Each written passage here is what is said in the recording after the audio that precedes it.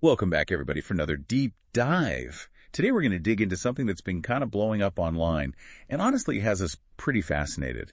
It's the story of Stephanie Harlowe, from Crime Weekly, that true crime podcast. Yeah, big true crime fans over here, of course. Of course. And as I'm sure you've heard, there have been some, let's just say interesting developments in her personal life recently, especially since the passing of her husband, Adam. Yeah, it's a lot. And it's a story that feels eerily familiar, kind of like something out of one of their podcast episodes. Just layer upon layer of intrigue and this air of mystery that sucks you right in. And, it started so subtly too before escalating into this very public and of course tragic situation. Yeah. And it's been hard to ignore. And we know that our listeners are as hooked as we are. You want to get past all the headlines and the rumors and figure out what's really going on, and we hear you. We really do. So that's exactly what we're going to try to do today, okay? No speculating, no gossip, just the facts. We've been poring over publicly available information from reliable sources to give you the clearest picture possible, or at least as clear as we can make it right now. Right, because the story's still kind of unfolding, isn't it? Right, exactly. But yeah, from what we can piece together so far, it seems like this whole thing started... Well, it began to unravel, I guess, in early 2024 when some very observant fans, you know how they are, started noticing some subtle changes in Stephanie's online presence. Little things, really, like not wearing her wedding ring in photos. And, these days online, that speaks volumes. Oh, yeah, that's a big one. For sure. And then there was this kind of gradual decrease in her mentioning Adam on her socials, which was odd because... they used to present such a united front. Like they were always a we, never a me, Yeah, it's like a piece of their online puzzle was just gone, And it's so interesting how these little changes, these digital breadcrumbs, can set off a firestorm of speculation. And let's be honest, I was just as captivated as anybody trying to figure out what it all meant. I even found myself lurking in the Crime Weekly subreddit, seeing what people were saying. It's incredible how quickly these online communities can become hubs for investigation and theories. Oh, absolutely. It's like their own little detective agencies, especially when it comes to true crime. But as we know, that speculation can sometimes, spiral. Yeah, for sure. And things really took a turn, like a serious turn, when Adam started posting those cryptic messages himself. The ones talking about his phone being cloned. Yeah, those were definitely a turning point, for sure. I mean, he never mentioned Stephanie by name or anything, but those posts, dropping right as their divorce proceedings became public on February 29th of this year, well, you can't help but connect the dots. Totally. Whether it was intentional or not, it really blurred those lines between their private life and their very public personas. And that's when it felt like this whole thing was becoming, a lot bigger than just a quiet divorce. Exactly. It's like throwing gasoline on an already smoldering fire. Yeah. Exactly. You had these subtle changes, then bam, the divorce announcement, and then these mysterious posts from Adam that, let's be honest, kind of hinted that something wasn't right.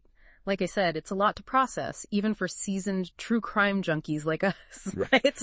And then, things took that really tragic turn when, in late September, news broke about Adam's death. It was just I don't know, it felt like that moment when everything changed. Totally. It was like everything that had been kind of simmering beneath the surface just exploded. And the Crime Weekly subreddit, it became this, this epicenter of reactions, grief, speculation, you name it. Oh, yeah. It really shows you how fast, lightning fast, a personal tragedy gets swept up in the online world. And it makes sense, right? I mean, you've got the co-host of a true crime podcast, a world that often revolves around, death, dealing with a very public, very real loss. It adds a whole other layer to an already complicated situation. It's true. It's the line between their content and real life just vanished. On one hand, you have this podcast that's all about real crimes, real victims, real families, and then suddenly the co-host is living through something equally as heartbreaking and real. Yeah. And doing it, in a very public way. Absolutely. And it forces us, and I think this is a question that's always kind of lingering in the background with true crime. Where's the line? Where does entertainment end and real life, real pain begin? It's a conversation that, I don't know, it feels like we often avoid. But this situation, it makes us face it head on, right? Absolutely. Yeah. And the listener reactions, it was fascinating. There was this wave of support, of genuine concern for Stephanie. People urging others to back off, give her space, like this outpouring of empathy. Yeah. But at the same time, there was this other side, this almost voyeuristic need to analyze Her every move, every on-air breath, every Instagram post or lack thereof. Right. It's like this strange mix of care and this almost insatiable need to know more. Like, we care, but we also kind of don't. Yes, exactly. And it makes you think about parasocial relationships, especially in this age of podcasts and social media, right? These platforms, they make us feel so connected, like we really know these people. And in these situations, those blurred lines, creator versus consumer, they become even blurrier, you know? 100%. For example, you had some Reddit users pointing to the photos in Adam's obituary. Right. The ones of Stephanie and the kids. Like, those were included, and reportedly she was the one who submitted it. Right. But neither she nor the kids were actually at the funeral. Yeah. And you see how that one detail, which, let's be honest, we don't know the full story behind, becomes fuel for speculation. It's this stark reminder that we're only seeing a tiny piece of a much bigger, more complex, and probably really sad situation. It's what makes this whole story so captivating, you know? But also, man, so sensitive. It's like we all want to solve the puzzle, right? Figure out the why. But sometimes, I don't know, it feels like in that search for answers, we forget that there are real people, a family, hurting. Yeah, it's a tough balance. And honestly, I think this whole separation with Stephanie, it highlights both the power and, let's be real, the potential downsides of online communities. On the one hand, they can be amazing, right? For support, for information, for connecting with people who get it. But they can also become these echo chambers where speculation just runs wild and empathy, you know, sometimes it gets lost in the noise. Totally. It makes you think about our own relationship with true crime, doesn't it? Yeah. Like, why are we so drawn to these stories, these dark, often tragic events? And where do we draw the line between, like, enjoying a well-told story and remembering that behind every case, every episode, there are real people living with very real consequences? Right. And that's the question, isn't it? It's a question that's been around as long as the genre itself. And the situation with all its layers, the online speculation, those blurry lines, it brings it all to the surface. It makes you wonder, are we doing this right? You know, like, how do we stay true to the genre, to the stories, while making sure we're respecting everyone involved? It's a conversation we need to have, for sure. It really is. It's almost like we've all become these armchair detectives, right? Yeah. Piecing together clues from social media, Reddit threads. But this story, it reminds us that our curiosity, it can have a real impact. It makes you wonder, at what point does that curiosity, you know, become intrusive? Especially when it involves people like Stephanie, like podcasters, content creators who are putting themselves out there, sharing so much of their lives. Yeah, it's a slippery slope for sure.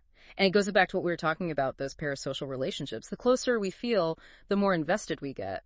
But that investment, it has to come with boundaries, with respect for their privacy, their humanity. Right. Remembering that these are real people, not just characters in a story, even if their work is what drew us in. Their personal lives, they deserve the same level of respect, of empathy that we give anyone dealing with loss, with grief. Exactly. And I think at the end of the day, this deep dive, it wasn't just about understanding what happened with Stephanie, but about looking at our own relationship with true crime, you know? It's a reminder that what we do online, even something small, a comment, a share, it can have real consequences. It all matters. So as we wrap things up today, we wanted to leave you with this. Does this change how you think about true crime, about the creators behind these shows you love?